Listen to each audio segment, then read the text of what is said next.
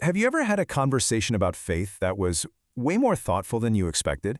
That just happened to me, online, with an atheist who laid out 10 really clear, rational reasons for his disbelief, and his tone was so respectful that it didn't turn into a debate at all. It was just a genuine, honest exchange of ideas. So in this explainer, we're going to walk through that exact dialogue. And here's my challenge to you. Whether you're a believer or a skeptic, just listen with an open mind. And maybe ask yourself that big question. Why do I believe what I believe? All right, let's dive in with his first set of points. They all started from a place that, honestly, makes a lot of sense. The lack of direct, observable evidence for a God. I mean, his whole point is rooted in this idea that if you can't see it, or touch it, or somehow verify it, why should you believe it? And you know what? That is a completely fair and honest place to start any conversation. But here's where I pushed back a little.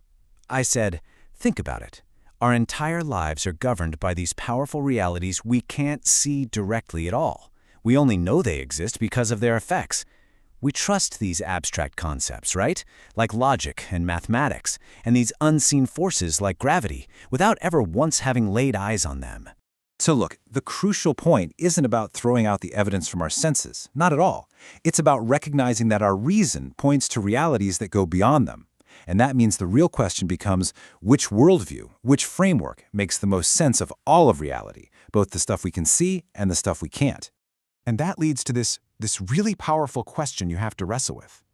What if the very tool you're using to argue against a designer, your own rational mind, is actually the strongest clue that there is one? Just let that one sink in for a minute. Okay, so from there, we moved on to his next point, and you can see how this all starts to connect. He argued that from a purely philosophical standpoint, the case for God just doesn't hold up. He basically said that every philosophical argument for God's existence has some kind of flaw, or it's based on something you can't really verify. And again, that is fair skepticism. But my reply was that the classic arguments, the ones from the universe's origin, or from morality, or from design, they aren't just random guesses. They're reasoned patterns that start with what we can actually observe in the world around us. Take this one for example. The philosopher Alvin Plantinga came up with a modern version of the ontological argument. Now, it's a little bit of a mind-bender, but the basic idea is this. If it's even possible that a greatest conceivable being exists, well, for that being to truly be the greatest, it couldn't just exist in our imagination. It must exist in our actual reality. Now look, that argument doesn't convince everyone, but it does an amazing job of showing that belief in God can be built on a really solid, philosophically rational foundation. Now, you always have to be careful to avoid what's called a God of the gaps argument. That's when you just use God to fill in the blanks for stuff science doesn't know yet. But you know what? There's an opposite danger too. We could call it naturalism of the gaps. That's when you assume before you even look at the evidence that every single mystery must have a purely natural explanation. If you're really seeking truth, you've got to be open to all possibilities. And that's why my confidence isn't built on the things science doesn't know, but on what it has shown us. The incredible razor's-edge fine-tuning of the universe that allows for life, our built-in binding sense of right and wrong, and the absolute mystery of a consciousness that can think about its own existence. For me, these clues all point upward. And that, of course, led us right to the huge question of origins. Where did all this come from?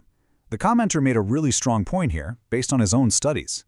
And he's absolutely right. Within the system of our universe, everything we see, everything we study has a prior cause. Things don't just pop into being out of absolute nothingness. We've never observed that, ever. But here's the catch. We've also never observed a universe beginning or seen life emerge from non-living stuff. But we know both of those things happened. These are unique, one-time origin events. And because they're so unique, it suggests their cause might lie outside the system itself. So you see, the Christian claim isn't that the universe just appeared, uncaused. The claim is that the ultimate source of all reality is a necessary eternal mind, rather than just some accidental, impersonal brute fact. And to me, that's not a more mystical explanation, it's actually a more coherent one. All right, so the last couple of points he brought up got really personal. They deal with personal experience and whether or not you can even test religious claims. When he said he's never personally experienced God's presence, I really felt that. Experience is deeply personal, and it's different for everyone. But there are whole categories of human experience that really do hint that reality is more than just physical matter. I'm talking about near-death accounts, where people report verifiable events while their brain shows no activity, or just the countless stories of these profound, powerful, unexplainable life transformations. He also brought up the idea that religious claims can't be tested, but some absolutely can. I mean, Christianity makes a historical claim right at its core, the resurrection. Think about it. If the body of Jesus had been found in that tomb, the whole faith would have collapsed overnight. That openness to being proven wrong means it's standing on testable history, not just blind faith. So, where does all this leave us? Well, in the end, it really comes down to weighing all the evidence we have and then choosing the explanation that makes the most sense of everything, together. My atheist friend wrapped it up by saying that he chooses to withhold belief because, for him, he just hasn't seen a credible reason to accept that God is real. And I told him, from his perspective, I completely get why he sees it that way. But this is exactly where our paths diverge. Because for me, those very same data points, our ability to use logic, our deep sense of morality, the mystery of our own consciousness, the universe's fine-tuning, and the historical case for Jesus, all of it, for me, points in the exact opposite direction. So for me, this isn't about ignoring evidence or believing something in spite of the facts.